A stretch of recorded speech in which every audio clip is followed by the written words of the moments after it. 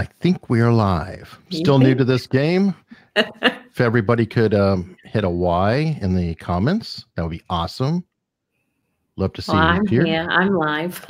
Yes, you are. How are you doing? Yeah. I'm fine. Good. All good. Okay, I don't see it live yet on the side. Is this the first time you've done this, or? No, this is the third time I've done this. Right. And the principle of it is I do the podcast interviews, do a lot of research and ask all kinds of questions if I can. But how many times have you listened to an audio or any kind of audio or watched something and said, well, why don't they ask fill in the blank? Yeah. So this is there's something that opportunity. you're like, yeah, I didn't ask that. Exactly. And you don't have a podcast of your own, or you don't do a normal show. So your audience can ask questions too. Yeah, I'm quite. People keep saying to me, when are you going to do a podcast? So maybe I will at some point. But for now, this is it. Well, excellent. And I do see a Y and a sunglasses face with my friend Bradley out of South Africa. Cool. And Pod Sound School. Very cool. They've joined us. Cool. What I'd like to introduce first is welcome everyone to this live stream. As I was just telling Krystyna, my goal is to give the audience an opportunity to ask questions of guests, and for the guests' audiences to ask questions of the guest as well, because we don't get a lot of that. I do put a lot of work into building interviews and asking the best possible questions I can, but I can't think of everything, and I may not ask your specific question. So I would love you to join in and ask questions. I'm just going to share on a few profiles while you're... I not only have Krystyna today, who is fabulous, but I have also had Chase Hughes, who does a little hypnosis himself, along with interrogation, negotiation. He runs polygraphs and has written a book that goes all the way from body language reading to creating a Manchurian Candidate. And maybe Krystyna will discuss that too, whether or not people are actually safe from hypnosis. Following him, I had Viva Fry, who reads body language and is a YouTube lawyer with a very large audience, fun guy, learned all kinds of law, ironically, from a Canadian about American law, but we love irony. Krystyna's today. Coming soon, I have Mandy O'Brien of Bombard's Body Language or Body Language Ghost on YouTube. She reads videos and has a bit of a political bent, so people may find her a little bit controversial, and that'll be fun. I have, after Mandy, Jason DeFilippo, who has worked with Jordan Harbinger, Tim Ferriss, and everybody else doing podcasts, and he has answered just about every question imaginable, especially with Jordan Harbinger, and many more to come. Body language experts, influence people, hypnosis folks. But for today, we have Krystyna. If you like this, hit the subscribe down below and notifications so you can hear what's coming. Now, the first question I have to ask is from Kelly Martin, who is not actually here yet. I hope to see her soon, but she wanted to know, and I have to ask this ahead of time because we may need a warning label. Can you hypnotize someone over Skype? Yes, I do it all the time. Well, I use Zoom, but I'm assuming Skype will be the same. But yeah, absolutely. I do it regularly with clients. Is it more difficult or easier? It's exactly the same. The only thing you've got to be prepared for is a possible loss of connection. So before you start the session, you would just say, if you lose connection, then this is what will happen, that they will just wake up instantly and that's it. So, but I mean, if I didn't say that, when I was first doing Skype sessions, I did a weight loss one, and I don't do weight loss anymore, but I used to do a group one with like 10 people in the group. And one day, one of the ladies fell asleep, and she sort of, I rang her after the session and everything, because I couldn't stop the session because it was with, loads of people. And she rang me about 2 hours later and said, oh God, I fell asleep. Yeah, all that would happen is that they'd fall asleep or wake up, but it's pretty much just as effective as a live in the room session. Okay, that actually reminds me of the movie Office Space. It's an American movie. Have you ever seen that? I've heard of it. Maybe. Don't know. The basic Oh, premise, the guy gets stuck in hypnosis. Yes, he gets hypnotized, and the hypnotist dies, and he's in the middle of a trance and essentially doesn't care about anything in the world, and becomes super successful at his job and everything else. Yeah, I mean, sometimes I've had situations doing TV shows and stuff. I did a TV show about a week or so ago for a Japanese TV show, and some Japanese celebrities came over, and I hypnotized them. And as we were filming, I hadn't sort of snapped them properly out of the trance or taken the suggestion away. So one of the guys just kept focusing on the lights, and he was just stood there and he was going like this, and I'd say, stop doing that, you're going to fall over. And he'd be like, oh, sorry, like that. But then after I sort of removed the suggestion, he was wide awake again. But as soon as he sort of went to sleep that night, it'd be, you know, he'd be back to normal again. So, yeah. Okay. Yeah. I know that's definitely a question. If I recall, that he came up with your Britain's Got Talent appearance. Yes. You had a couple of people who had forgotten, or you had forgotten to take it out, so they got to see Ant and whomever dancing around. Yeah, I'd forgotten to remove suggestion because, again, when I did Britain's Got Talent, it was my third ever gig. I was a complete newbie to it. So after I'd finished and was ready to be judged, I didn't remove suggestion. I just told them all to go backstage. And the people, you know, that stand in the wings, the funny guys, that our English version are called Ann and Dec.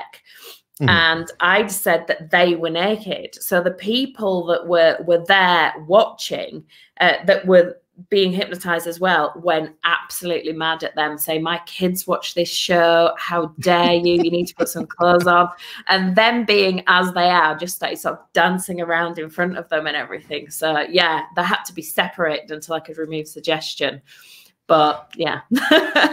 Well, fantastic. We have our first question in the comments from Veronica Davis. And I think this one's really awesome because this touches into what you're kind of doing as your day job of helping people with mindset and really moving forward.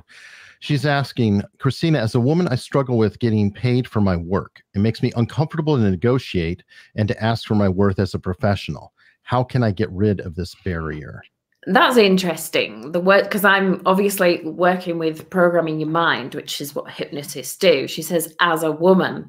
So for some reason, she has a belief that as a woman, that she can't ask as much as a man.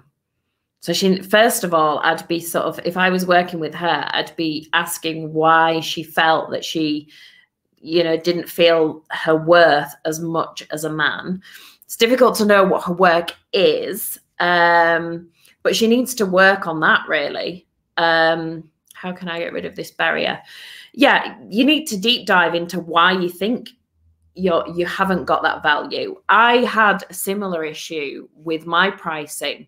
When I first started quite a few years ago, I started, you know, £60 an hour, £80 an hour, £100 an hour. And I just up it every few months, sort of 10 or 20 pounds until I could be, and I still do sometimes just put my prices up a bit until I felt comfortable with it and move on to the next one.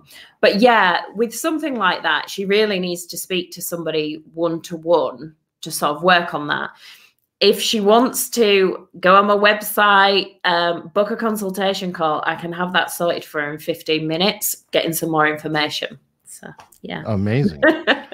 All right. The next one affects me personally. This is my wife, Leslie, asking, Krystyna, can you hypnotize Eric to not make piles of stuff around the house? Of course I can. Yeah. If he's willing. This is it, you see. Very often people will sort of say, I want you to hypnotize my husband or my wife for X, Y, Z. But if that person isn't willing for that change to happen, they will put up barriers.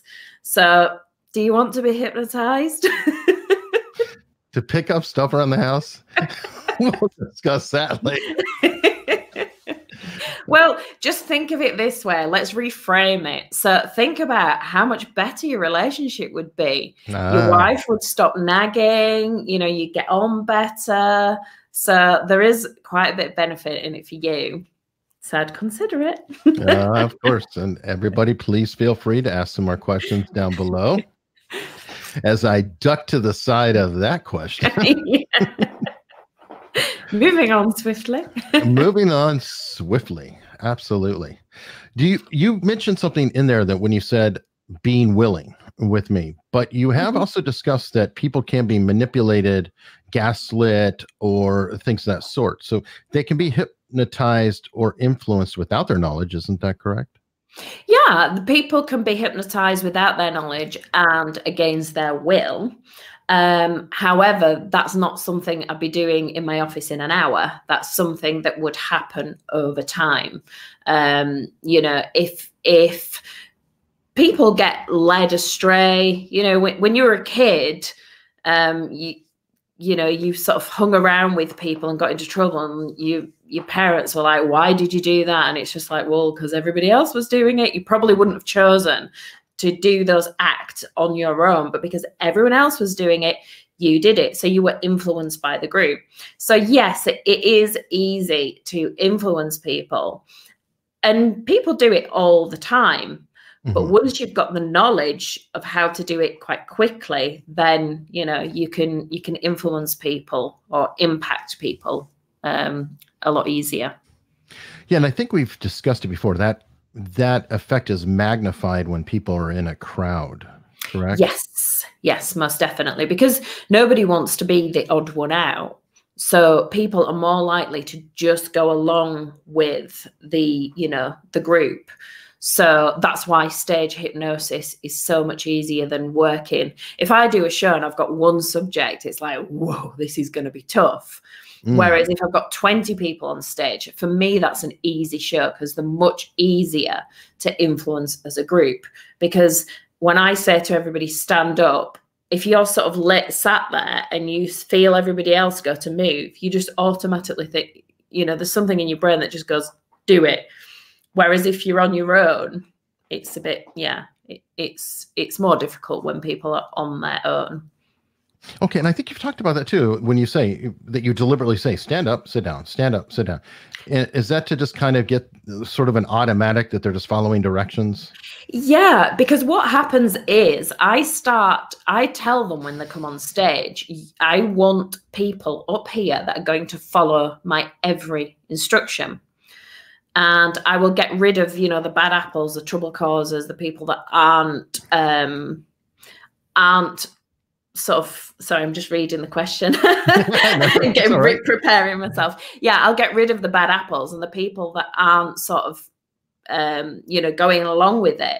But then at some point, I become in control, and there's a process, and it's different from everyone, where they become less in control and I become more in control. And as the show progresses, by the time we get to the last part of the show, I am completely in control of everybody on that stage. Whereas at the first, it was more of them in control and just doing it because I've told them that they have to do it. Okay. That actually leads perfectly into that question. Are there some people easier to hypnotize? Yes. People that are easier to hypnotize are people that are usually more used to following instructions. And so people like army, police, you know, people that are used to taking orders are a dream for a hypnotist to work with, because they will follow orders correctly. People with a good imagination, because you are getting them to imagine things. That's how we're synthesizing their reality. We're creating their reality. So it's, you know, our brain struggles with the difference between imagined and real. So I get them to imagine that they are scared of something, and they start to become scared of it. So people with a good imagination are really good candidates, or people that are good at you know, following instructions. And people always go, I'm too strong-minded to be hypnotized. They're perfect. They're the people I want. Because that's what I want. I want somebody to be really strong-minded, because when you put your mind to it and you have decided, I want to be hypnotized, you will be hypnotized perfectly. So I want people that are strong-minded. Who are difficult then? Who are difficult? People that have no imagination and are more analytical. So if you put me in, and this doesn't mean and I'm generalizing, it doesn't mean they can't be hypnotized, but if you put me in a room with accountants, I'd be like, oh, no. I'd be like, okay, we're going to have to really, you know, really get these guys going. Or people with low energy that can't imagine stuff. They're sort of my worst subjects, really. Well, that leads perfectly into the next question. Have you ever hypnotized an autistic person? And can hypnosis help someone on the spectrum? Yes, I've hypnotized people with autism, and one thing I get asked quite often as well is, how can you hypnotize somebody with ADHD? Because obviously they're sort of, you know, quite active in their mind. Yes, it takes me getting to know the person and knowing how so every person I work with, if I was working with you and I wanted you to imagine something, I'd ask you to describe a scene. And the way you describe it would tell me a lot about you. So some people I'd say, right, describe a beach to me, you know, your perfect beach where you feel relaxed. So some people will describe that scene like, I feel relaxed, I can feel the warmth of the sun on my skin, and they'll talk about it kinesthetically, feelings. Other people will say, I can hear the sea, I can, you know, the wind, I can hear the birds singing. So that tells me they're more auditory. And then other people will describe it visually, you know, blue sea, white sand, rah, rah. So it's about working with the individual, seeing how their mind works. If somebody's got ADHD, I might decide to keep their mind really busy. If people like counting, like autistic people tend to like counting. So I'll get them to count down. I might count fast, 100, 99, 98, 97, 96.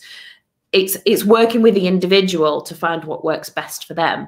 That might not be as easy on a stage, but one-to-one, obviously you can tailor it to suit the individual. Oh, that makes sense. And we've discussed that before, and this leads actually into the next question, because you're not only a stage hypnotist, which I don't know if you have to have any special qualification for that in England, but you are a therapeutic hypnotist as well, and you have studied for an extremely long time. The next question is, how does one become a hypnotist? How does somebody become a hypnotist?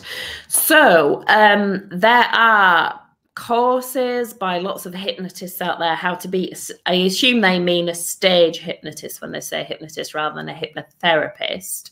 Go for both. Right. So as to be a stage hypnotist, I would probably approach a hypnotist, and lots of hypnotists have courses. There's a group that I am a member of called the Expert Hypnotist Group. There's lots of groups on Facebook. In there's loads of hypnotists peddling their wares, you know, teaching other people to become hypnotists. Lots of people learn from reading books about stage hypnosis. I don't think there's any official way of becoming a hypnotist. You know, YouTube is such an amazingly valuable asset for somebody that's wanting to learn a new skill. There's so many videos on YouTube. Hypnotherapy, I think that's a completely different kettle of fish. I would always advise people to go down the official route, go to university and, you know, do it the right way. Again, there are other therapists out there teaching their methods. I learned at university, I did psychology, psychotherapy, and then I went on from there and did add-on courses. So yeah, but there is so many different ways that you can become a hypnotist or a hypnotherapist. Yeah, that was something I learned in our interview together on Unstructured, was that you couldn't do therapy as a full-time job in England. That you couldn't do psychotherapy as a full-time job easily in England because easy. Yeah, you can. You can be. It's. I didn't say you couldn't. It is more difficult in the UK to do things like hypnotherapy and be a stage hypnotist. Firstly, because hypnosis hasn't got a very good image in the UK. Mm-hmm. So lots of people have crazy ideas about what hypnosis is and isn't, and that it's fake. Secondly, because in the UK, we have the NHS. So for psychotherapy and hypnotherapy, if, say, I treat anxiety and depression, things like that for the general public, and then as an executive coach, I deal with different things. But say if you went to your doctors for anxiety, they're not going to recommend that you go for hypnotherapy. They'll send you or put you on a waiting list for cognitive behavioral therapy, or you'll get medication. So hypnotherapy, it was difficult building a career as a hypnotherapist because you tend to be the last port of call. Things are improving over the last, I'd say, year or two. I've noticed that people are coming to me first before they go to the doctors, which is amazing. Love that. They don't want medication, and they're willing to pay for it to get better and move on. Mm. But yes, it is more difficult in the UK than America. If I was in America, wow, I'd be loving that because it's so much easier. Have you thought about coming this way? Do you know what I did? I really did consider it for a while, but it's, I've got a single parent with 3 kids. Saying that, my son lives in America, so well, I've got one there already. So, but yeah, it's, I've got a teenager and, my other daughter both live with me, and they don't want to move. So it would have been selfish for me to move, really. Okay. Another question from Bradley. Is the idea of mass hypnosis real? Absolutely. Wow. Yeah. Don't get me on this subject. Yeah, let's go down there. The media, you look at the media, they completely control people. Politicians, they can whip people up into a frenzy. They focus on one thing, so you're not actually looking at the full picture. ISIS recruit people that are vulnerable, make them feel belonging to something, brainwash them. So yeah, you can easily, if you've got that platform, and we're hypnotized in positive ways as well, by positive people out on social media sharing their message. We are constantly hypnotized. And so, yeah, absolutely. You can be hypnotized positively, negatively, fairly easy. It's just influence at the end of the day. It's the more extreme version of influence is hypnosis.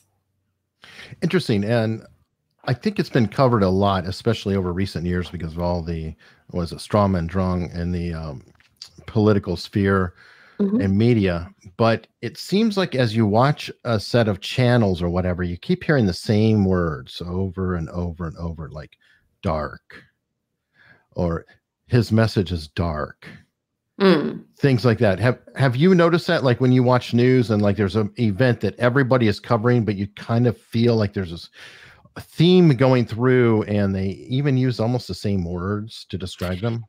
Yeah, I mean, there are hypnotic words. There are lots of hypnotic words. In marketing, you talk about you. So, I would say if you want to change your mind, not if people want to change, because it's not connecting to the person. When I'm describing something, I would say, if I talk about a school or something like that, you don't connect to it. But if I say, imagine a school, and you start to get pictures in your mind. So very often. And good interviewers, good newsreaders, good, people that have really studied their art, marketeers, politicians, all know the hypnotic words to use. They all know words that can sort of incite hatred, or that make people feel squishy inside. So there's always those words that really mean something. So they're probably the words that you're hearing, the words that are going to, especially in the media, they're looking for words that are going to really connect with people and either frighten people, half to death, or they're looking to really trigger people. So they're using those words that will trigger people. That reminds me of earlier when you were talking about how you would ask people questions or to describe what they are seeing. Mm-hmm. Is it very important, whether you're doing it on a stage show or doing a mass marketing message, to describe things as open-ended? Like you just said a minute ago, imagine a school, but you didn't say imagine a 2-story schoolhouse down a brick lane, which is very specific and projecting something. Whereas I went to a campus style school that had multiple buildings all over the place. Mm-hmm. When I send out, so on my website, you can get a free relaxation session, and it's just a 15-minute relaxation session that gives you an idea of what hypnosis is about. In that, I use a beach. Yeah. And it's got sand, it's got water, it's got all the generic sort of ingredients of a beach. And I'll say things like, notice whether the water's turquoise or deep blue, because I don't know your version of a beach. Your version of a beach might be, party, loud music. Someone else's and yellow sand, someone else's version of a beach will be cold and white sand, nobody there, walking the dog in the jumper in the middle of winter. I don't know your frame of reference. So by just saying imagine a beach, we've all got an image of a beach in our mind. So I don't want to distract or make it difficult for you to imagine a beach. So I use generic descriptions so that it can fit you. If I was too specific, I'd lose you. Is this something you had to train yourself to do over time? Because I don't think we naturally think that way. We kind of think of the world as we view it around us, and maybe have a habit of stating what we see, like, oh, look at that yellow school bus, instead of look at the school bus. Yeah, I mean, I had an interesting conversation with a couple of people this week about what we see as common sense. And most of my work, I think, is common sense, but you find that sense isn't that common. Very rare. Yeah. And it's, we learn things and we don't realize that other people don't know the things we learn. So it's, it can be, some people sort of can struggle with that. But yeah, when I'm working one-on-one with people, I will get their version, their perspective of the event, like their description or whatever. And I'll use their, their perception. I'll use their terminology, their language, so that it fits easier with them. I can't remember what the original question was. Oh, no worries. So do you have to focus on cultural differences? Because different people react different ways according to their culture. And I didn't know if, that was something you had to deal with. Yeah. I mean, the first time I ever noticed that was when I did a TV show in China, and I do sort of the warm up bit of my show where I'm sort of just getting them to follow my instructions and everything. I do a bit where they feel dry, feel thirsty, they have a drink, and once they've had a drink, they're feeling a bit tipsy. And I use that, they're getting a bit tipsy. And normally, wherever I've done it, people are sort of like, chilling, relaxed. In China, they all started to go a bit paler. And they were like, and I thought, what's happening? And like, the woman sort of said they don't drink much. You know, they were quite a young audience. I was like, oh, okay. So it wasn't in my thinking. I thought, I didn't know. I mean, I'm sure Chinese people drink, but I don't know. It's just obviously not in their culture that they drink probably as much as we do. So they were all starting to look like they were getting ready to throw up or pass out. So I had to quickly change it. But yeah, I mean, if you're working in a group, you have to be aware of, you know, how people are different. If you're working one-on-one, then you can tailor it specifically to whether that person, you know, when I'm working with a client, if they're really religious, we'll look at it from that angle. If they believe in the law of attraction, we'll use that. I will bring their, you know, everybody frames their reality the way they want it.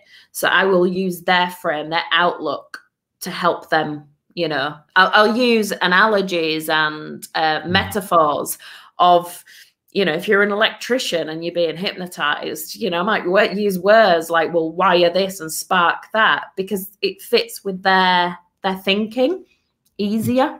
Do you work with the same interpreter at times and maybe run things by them and say, I'm going to be doing this type of thing. How does that flow?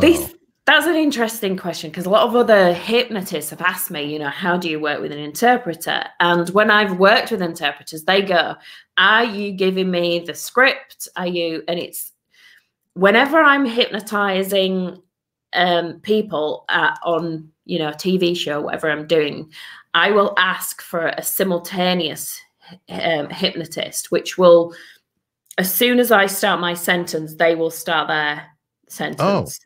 They literally can translate at exactly the same time. It's the bizarrest thing. When I was doing a TV show, I think it was in Russia, and we'd actually gone into this room, and the people were with me that I was going to be hypnotizing. I spoke to the woman and I was saying, how long are we going to be in here? Because I'm hungry and I need to go to the loo. And she, as I started saying it, she started translating it to the, I was like, oh, you don't need to, you don't need to translate that. But yeah, so first of all, they need to be a simultaneous translator so that I'm not having to say a sentence, wait for them to translate it, and then say my sentence. That's amazing skill. Yeah, crazy. But that's just their way their brain works. Like she just would start translating every time. She didn't listen to the words. She just translated the words. So that's like how her brain worked.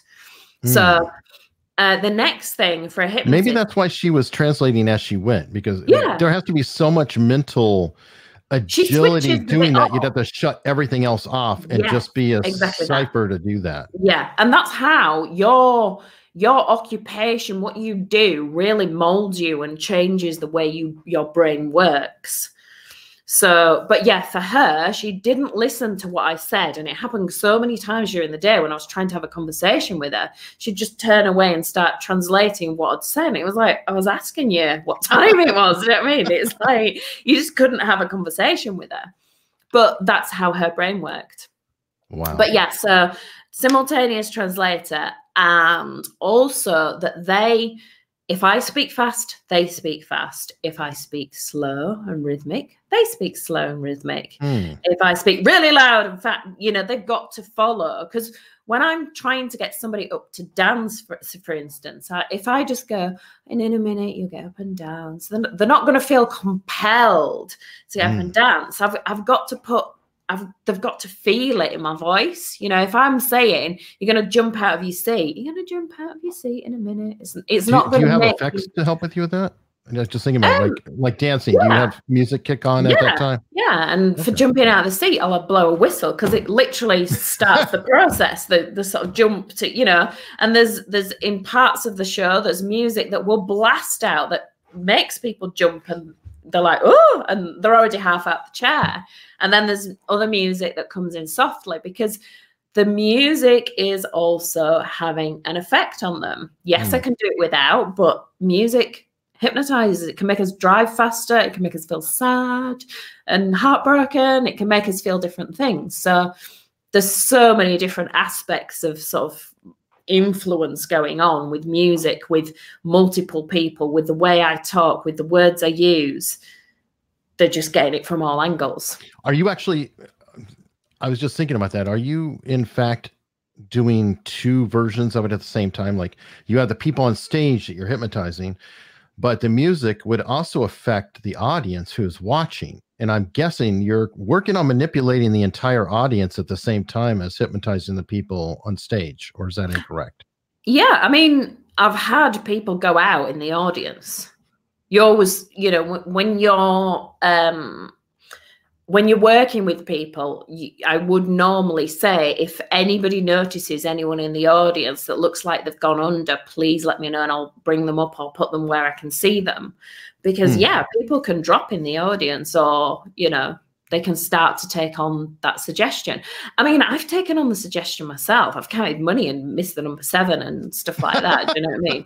It was literally, I was with my boyfriend in the gym and I was doing reps.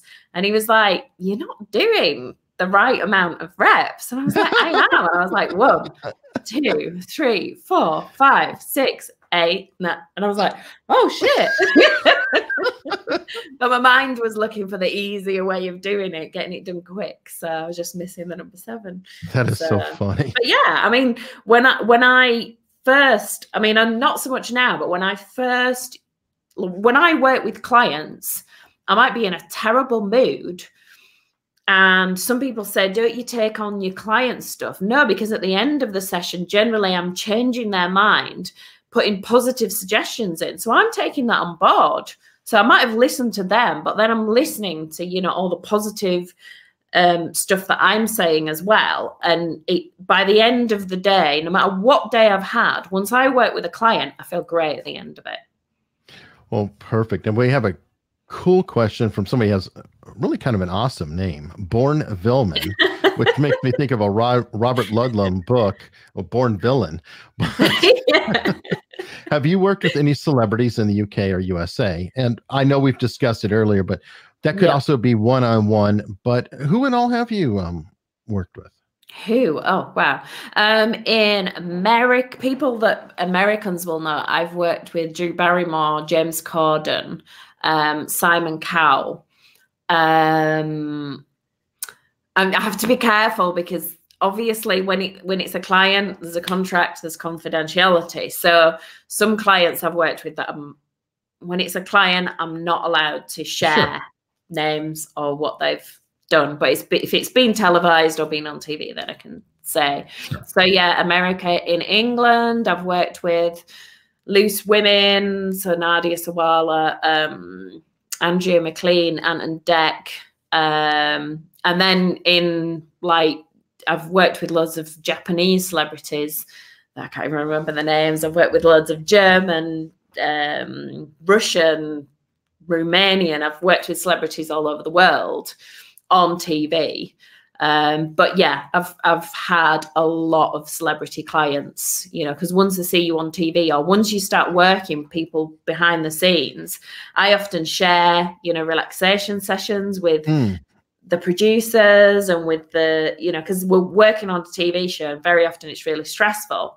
So I'll send them a relaxation session. We'll send it out and then people contact me. So it might be producers. So I've ended up, you know, I sort of wheedled my way in and end up working with loads of celebrities, which is great. And what you don't realize is when somebody just sort of gets shot to fame for doing something. So somebody is an amazing singer. They might not be very confident. That doesn't, just because they're an amazing singer doesn't mean they're going to be confident. So they might need help with that. They need to fly. A lot of people are scared of flying. So they need help with that. A lot of people have limiting beliefs.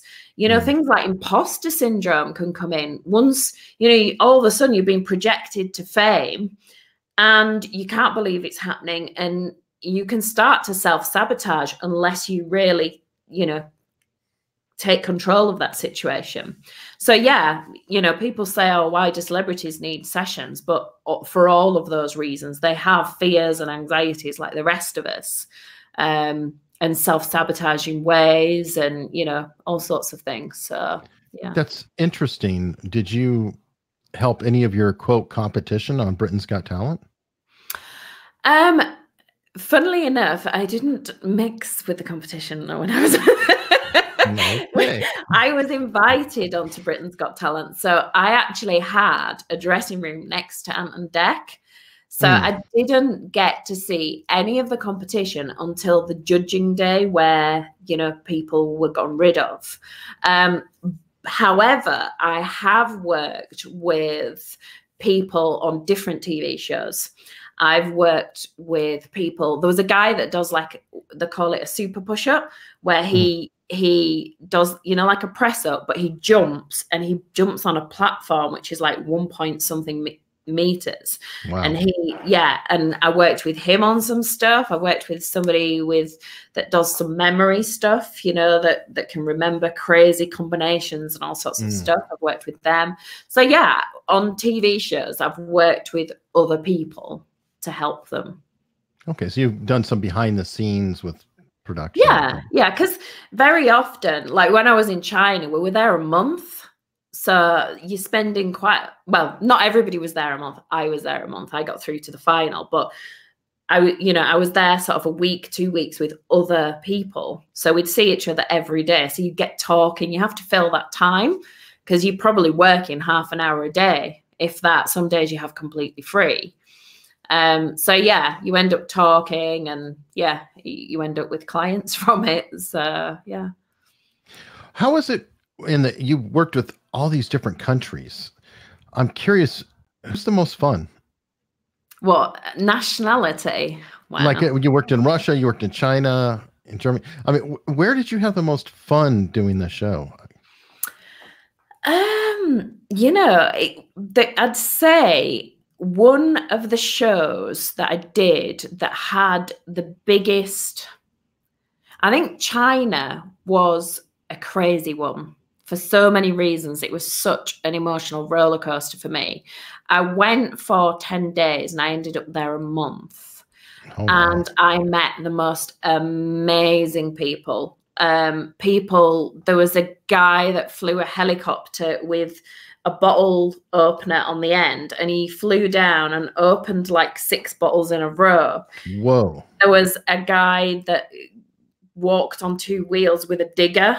There was a girl that shot baskets with a digger.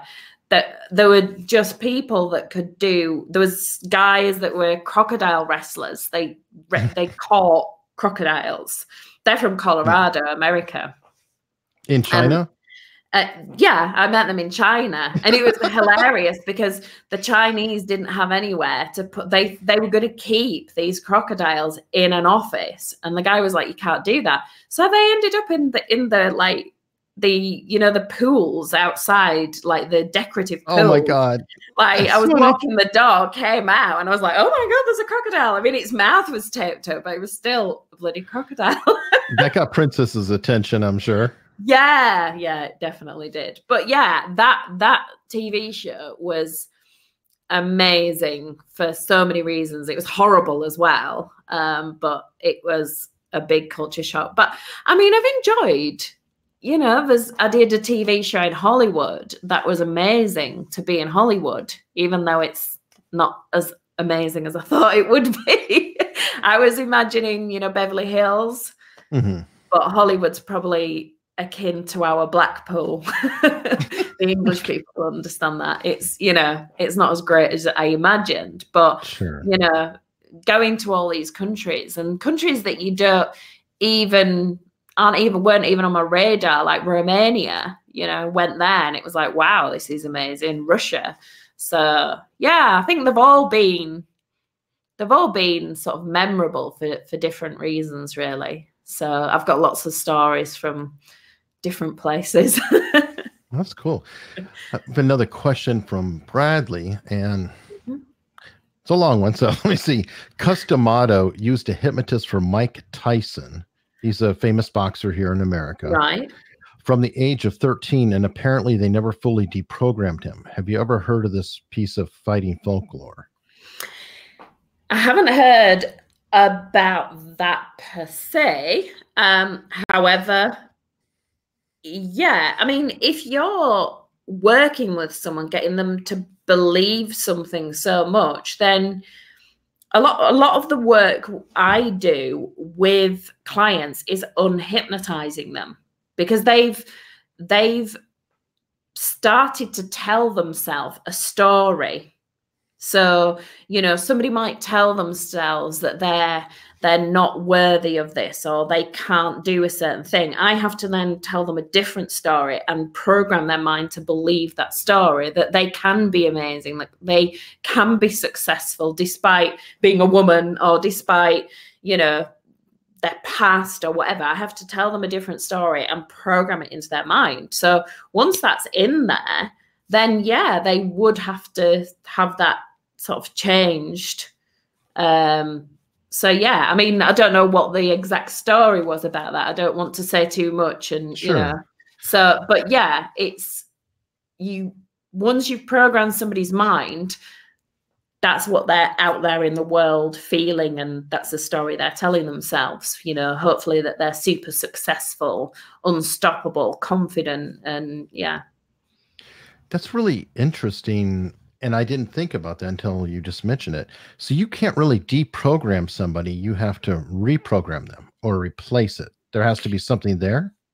Yeah. I mean, so for instance, I remember at one point, loads of people coming to me and, you know, breaking up with somebody. Can you stop me thinking about that person?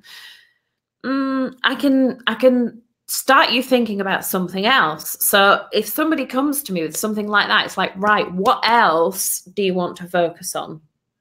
Because firstly, I don't want to take away the pain of a breakup, because I believe that's something you should live through, and it strengthens you. It helps us to become more resilient. But obviously, you don't want to dwell there, which a lot of people end up staying there, you know, and there's no good presence at a pity party. So, you know, deal with it, move on as quickly as possible. So what do you want to focus on? Somebody who wants to lose weight, right, let's focus on healthy foods and exercise and enjoying that more, and, you know, thinking about that more, less thinking about cakes and sitting on the sofa. So you're just redirecting their attention focus. What about the situation where it's something that, and you brought this up in our interview together, but it's something that they actually have to deal with directly? Like they can't, you know, go from their boyfriend and start just focusing on maybe themselves or feeling better about themselves versus their previous boyfriend. Something like needles, you know, where they have that distinct phobia, but they have to get their blood drawn because they've got to go in and get checked up. Yeah. So what are you asking? How do you deal with that? Because you can't really tell them to think of something other than the needle, because, well, there's the needle. It's still there. Yeah. I mean, the first sort of method would be to get them to realize they're not actually scared of the needle. You know, people come to me and say, I'm terrified of needles. It's like, and I think we discussed this before, you've got a tattoo. Absolutely. So that was a needle, you know, and would it be so terrible if I just stabbed a needle in you? Would it, you know, would it be that painful? They'll sit there and go, it's not the pain. It's just the fact that it's happening. What they are actually scared of is the state they get themselves into just before it happens. You know, people that say, I am scared of passing out on a train. You're not scared of passing out. You're scared of the state you get yourself into just before it happens. You know, that's everybody's fear, whether it's a fear of spiders, a fear of heights, a fear of needles. You don't want the feeling, that feeling where you feel sick, where you palpitations. So first of all, it's recognizing what they're scared of. It's not the event. It's the feeling that you create, the false trauma in your mind you create. Once they grasp that and think, actually, yeah, and we have to really sort of draw it out of them and discuss it for them to grasp it and understand it properly.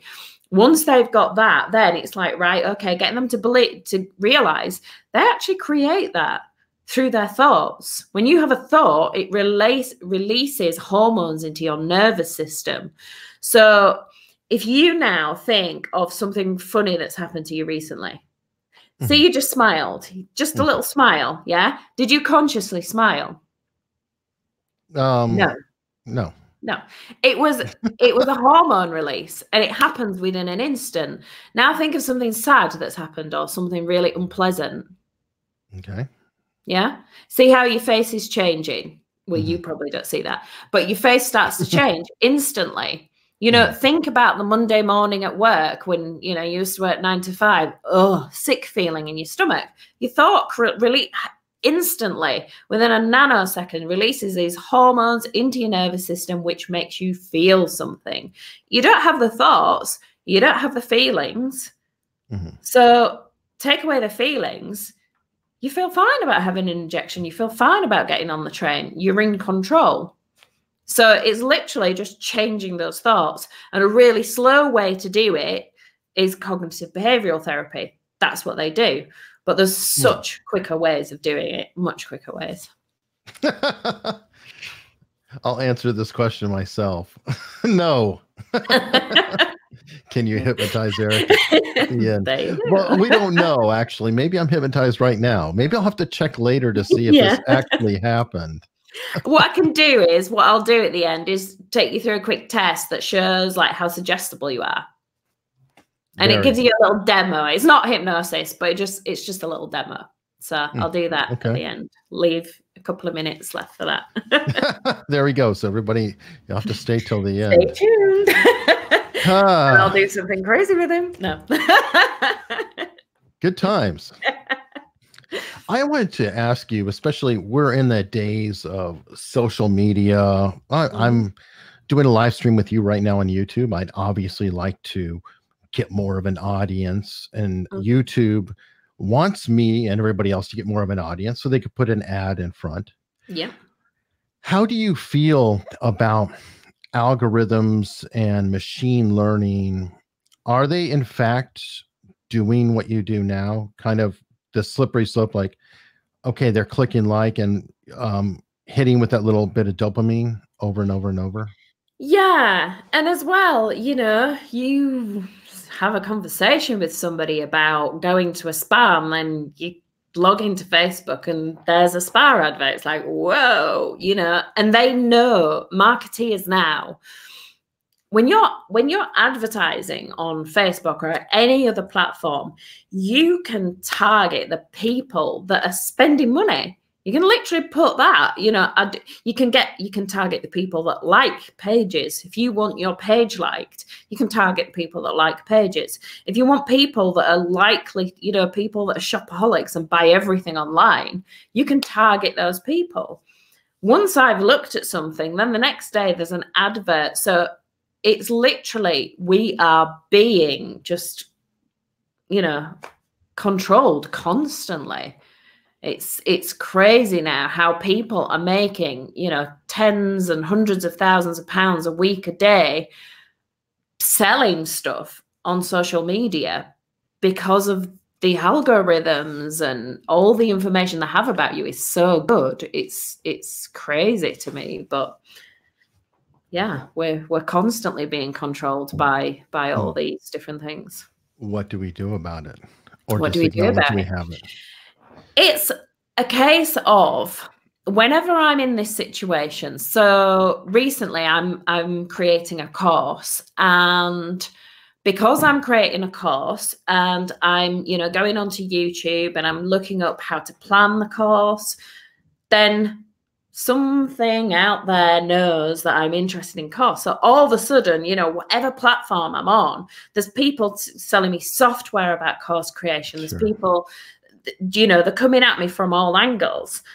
And I'm, you know, I'm one of those like, ooh, pretty things. So it's like, yes, I'll just give them my email address. Firstly, I have an email address for all my signups. So that is not hitting me every day. When I sign into my real email, I am very careful who I give that out to. So I have what I call the spam email folder. And everything else goes, you know, when you sign up to something, you get the free thing. generally that's what I do. And the free thing is always just as good as the course. Generally, you know, that's what you're taught. Give value with a free thing. So the free things are great. A lot of time there's a lot of value in it. But then don't believe the countdown timers. Go away and think, so this person wants £300 off of me to teach this thing. Can I get it cheaper somewhere else? Is it, you have to ask your, you know, £300, is that worth it to me? What will that bring me? Is there something else I can spend £300 on that will get better results? So it's about not believing the countdown timers. Go away, have a think about it. And very often, it's like if you add clothes to your cart, you know, and you sort of don't quite check out, you filled everything in, you don't quite check out, then a few days later you get a 10 or a 20% discount. You know, that happens all the time when you're buying clothes. Yeah. It's funny. Actually, I've used that in person, and not always intentionally, but my wife has been around. So somebody, I think I was buying a computer or something. I don't know what it was, but it was a markdown. So they could play with the price versus, you know, if it's on the shelf and not a clearance. So they quoted me a price, and I just sat there and I just stared. Now, what I was actually doing was contemplating, is it worth it? Is it not? I don't know what I'm going to do. And because I stood there and stared, I guess probably like a creep, they threw another one in there. So it is interesting you say that. I think there's an effect in being unnatural. Yeah. I have a comment that jump ahead, Chase Hughes, who came up early, and folks, you need to hit subscribe and watch the live stream with Chase Hughes. He's the one who started this whole thing and actually got me into it. He's saying hello from Anthony Gailey. I hope I'm saying that correctly. Yes, yes, yes.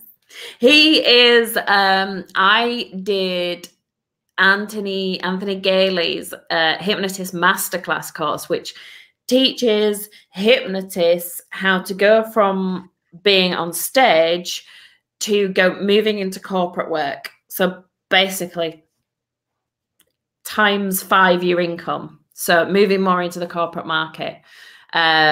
He sort of said to me, you can do this. And I went and did his course. And yeah, it was amazing.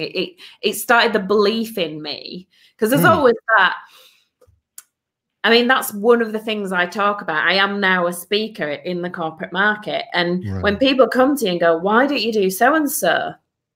And you think, me? What? Do you know what I mean? They obviously see something completely different in you than you do.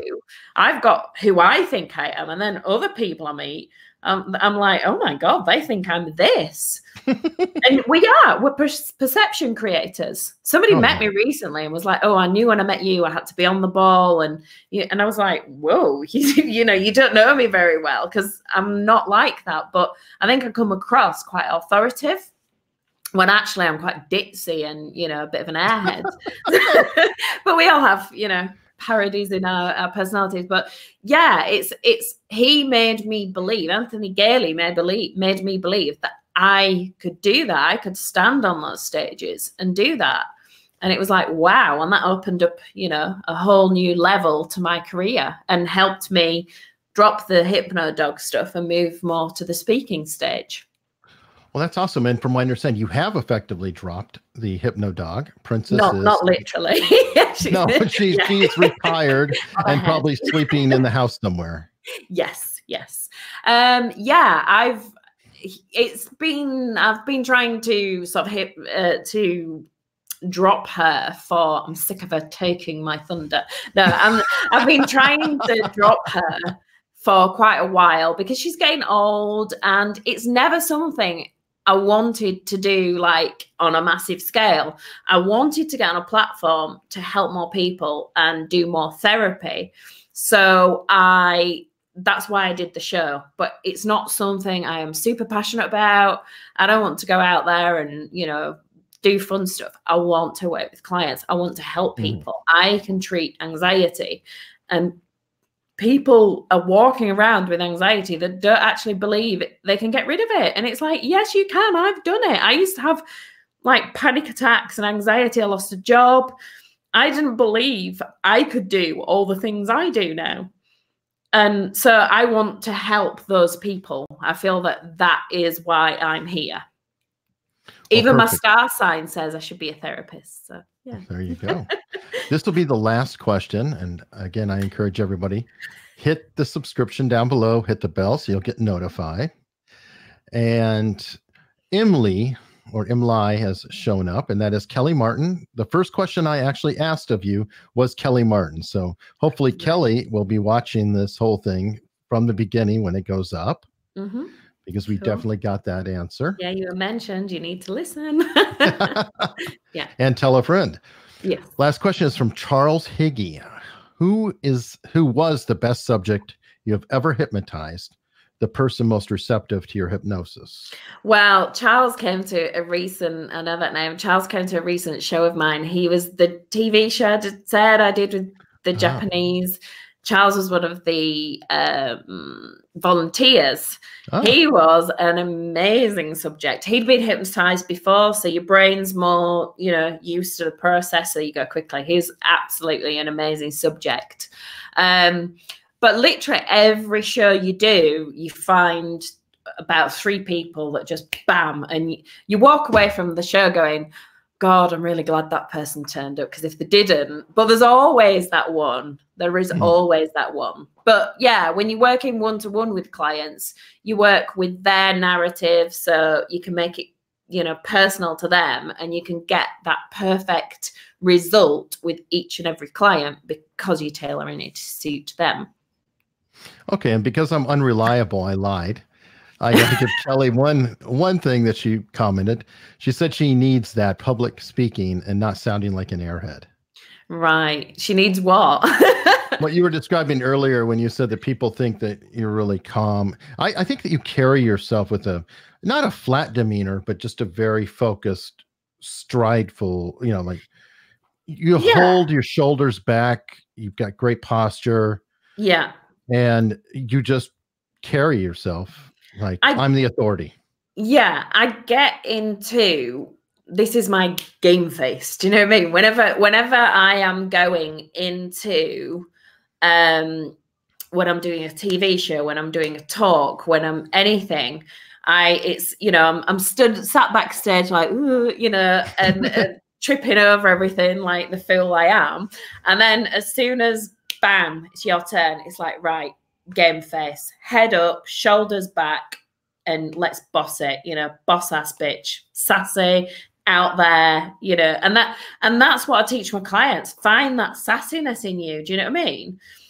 People have pathetic thoughts like, oh no, what am I going to do if this, and what, I'm going to feel nervous, what if I trip over and that releases those horrible chemicals that make you feel horrible, that make you literally physically fold up.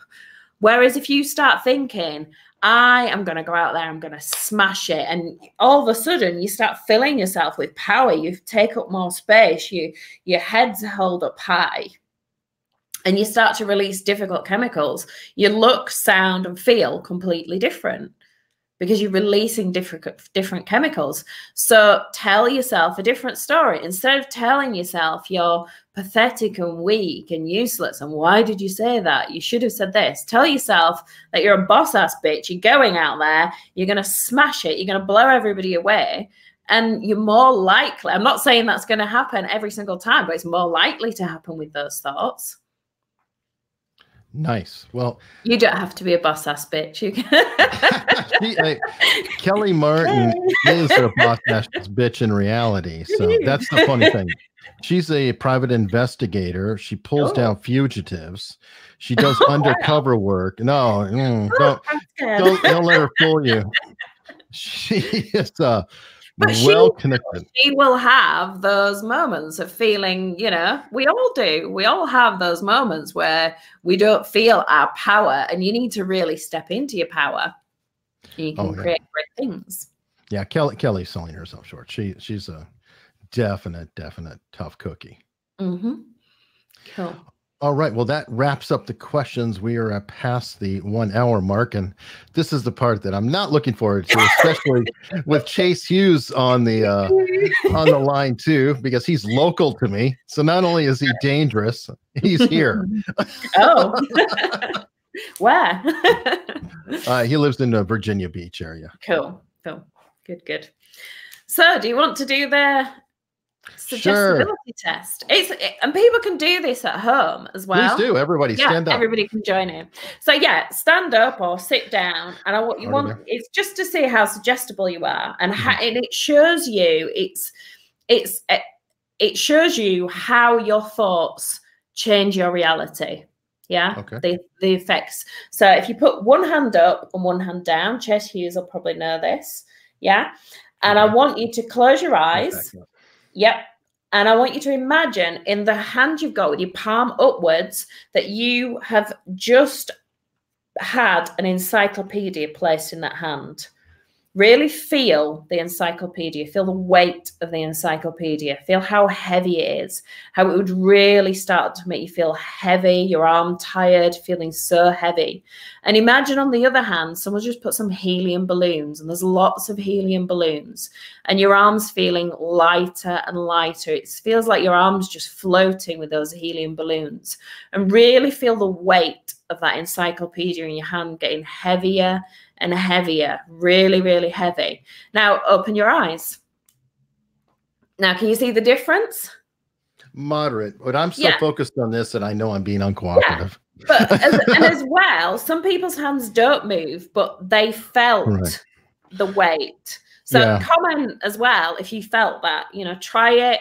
And sometimes it takes a couple of minutes longer, but that is, people's arms move. Why do they move? There's nothing in our hands, but you can actually feel the weight of the book once you focus on it. Everybody comment. What happened with you? Yeah. That is the power of your thoughts and the effect it can have on you. So everybody was affected and they fell out. No. Don't do that while you're driving. What's funny is I feel like I probably could feel more. I could visualize the encyclopedia. I could visualize the balloons, but I could also visualize my shoulders are sore because of my flight yesterday. And I got caught up in it. So I know that a lot of it is being cooperative. Yeah. And that's why some people go, oh, I wasn't hypnotized, therefore I can't be. No, it depends what's happening at that very moment. So another day in another setting, that would work perfectly for you. And you would, you can be hypnotized. So it depends on your environment and lots of other factors. All right. Well, Krystyna, thank you so much. Now, everybody, you've got to go to her site. You can see how her name is spelled on the screen, but it's K with Y's, Lennon, like the artist. Yes. .co.uk. Yes. I always have to remember that because you guys have your endpoints. And again, I have wonderful people who have already come on, like Chase Hughes, and coming up. So subscribe below, hit the bell so you can get notifications. And one more question, please answer in the comments. I am normally doing this on Thursdays at 5:30 p.m. Eastern Standard Time. I'm doing this today at 11 on Saturday because, well, Krystyna's in England and does like to sleep occasionally. Yes. What do you guys think of the different times? Do you have a preference for this time or Thursday at 5:30? Would love to hear back from you. And yes, no, she is not in London, Chase. Chase is asking if you're in London because he will be in London at the end of the month. Well, let me know when, because I do go up and down to London. I have some clients that I see in London. So yeah, but I'm up in Leeds, up in the north. You guys definitely need to get connected. Yes. Yes. All right, everybody. Thank you so much. Please subscribe. Please feel free to keep commenting. I will definitely respond to all of them. And thank you.